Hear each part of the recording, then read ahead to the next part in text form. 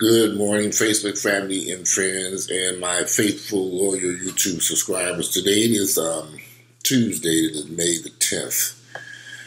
So there's a stupid video of some young lady running around on Facebook. I was going to show a portion of the video, but I'm just not going to show that mess. And she has this little ponytail on top of her head, and she's talking about her explanation as to why she believes people are gay. Why black men are gay. Now you can tell this woman ain't picked up a book since 1972 and did any type of research or knowledge about homosexuality. Black people get on my nerves spouting their theories and reasons why people are gay, but they refuse to pick up a book or gain knowledge on human sexuality. There are so many publications, so many books, so much information out there to explain human sexuality. But a lot of us just don't want to research or read for some odd reason. It's like we're allergic to reading. It's like when you pick up a book and start reading, maybe we're going to start shaking and passing out or something. People are born gay. No one makes the decision to be gay. Even the people who claim that they made a choice to be gay did not make that choice. People are born gay. I've repeatedly said I knew I was gay or I knew something wasn't right since I was a very little bitty kid in preschool. I know so many people who've recounted the same stories that they also knew that something was amiss at a very early age, that they were not attracted to or wanted to be attracted to the girls, but for some reason had an alliance with the young boys in the class.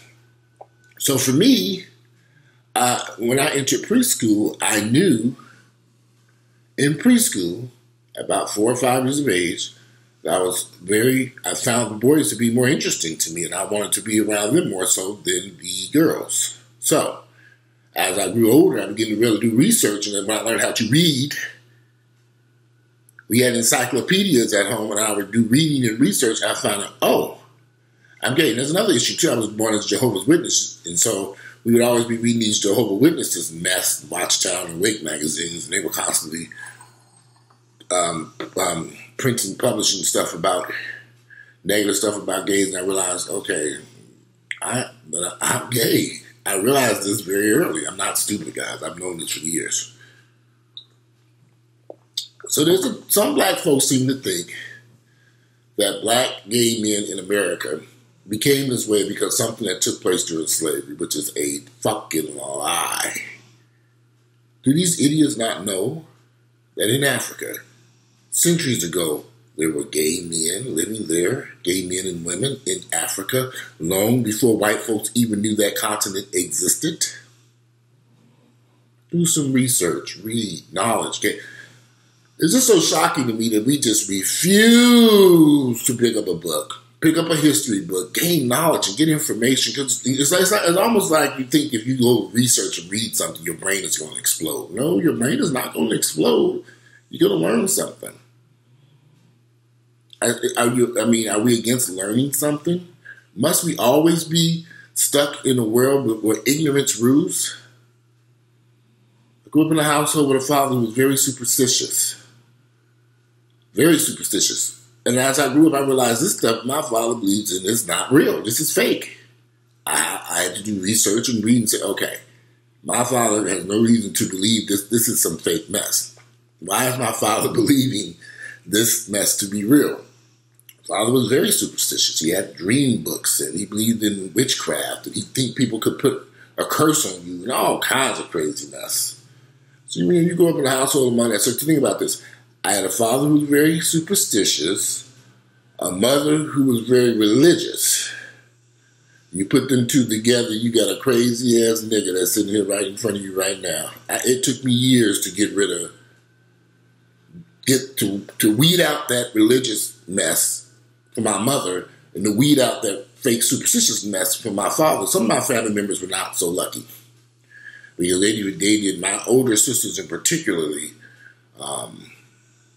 They didn't want to believe through knowledge. They didn't want to believe in knowledge and research about certain things, and they paid a heavy price because of that, because they refused to pick up a book and gain knowledge so they could understand the world that we live in and realize that some of the stuff that my father and mother instilled in us were false.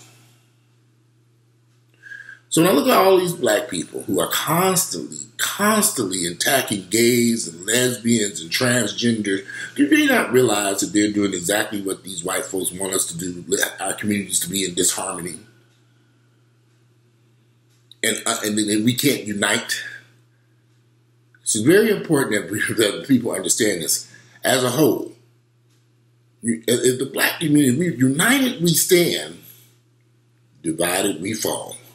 And the black community is so divided right now. You got your religious people, you got your gay folks, you got your even within religion, you got various different types of religions. You got the Catholics, the Baptists, the Southern Baptists, you get the Jehovah's Witnesses, you got all this stuff. None of these people are divided. None of these people are united.